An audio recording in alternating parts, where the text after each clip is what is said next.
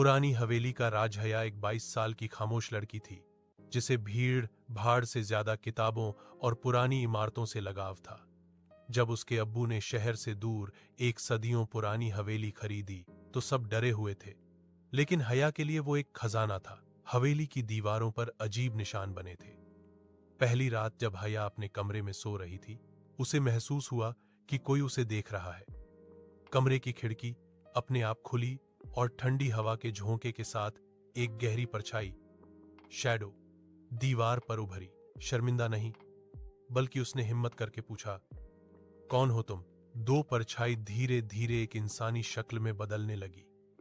वह एक लंबा, रोबदार मर्द था, जिसकी आंखें नीली आग की तरह चमक रही थीं। उसने कहा, मेरा नाम जरियाब है।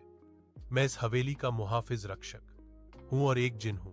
हया की सांसें अटक गईं।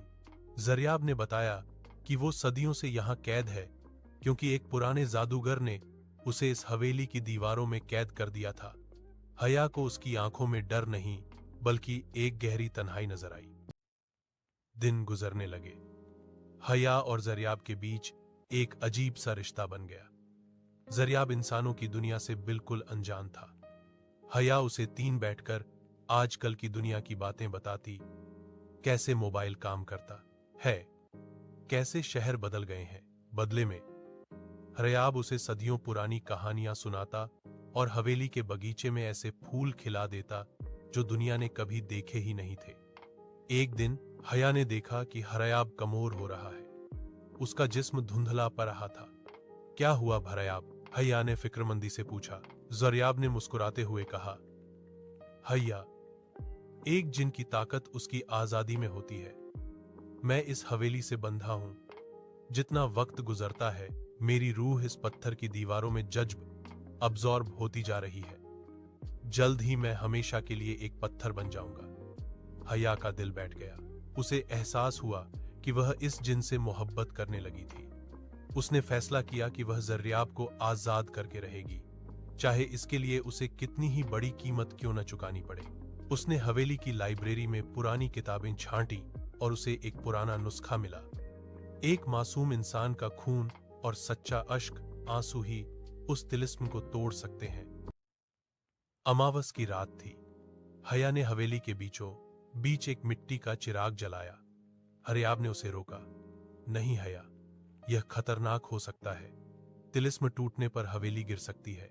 लेकिन हया पीछे नहीं हटी। उसने अपनी उंगली पर एक छोटा सा चीर लगाया और अपना खून चिराग में डाला।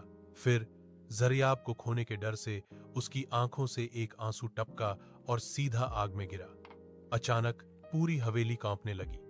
दीवारों से चीखने की आवाजें आने लगी। एक तेज रोशनी हुई और जरियाब के पैरों में बंधी अदृश्य जंजीरें टूटकर बिखर गईं। जरियाब अब पहले से ज्यादा ताकतवर और चमकदार दिख रहा था। वह आजाद था, लेकिन आजादी का मतलब था जुदाई। जरियाब को अब अपने जिन्नाती आलम वर्ल्ड में वापस लौटना था।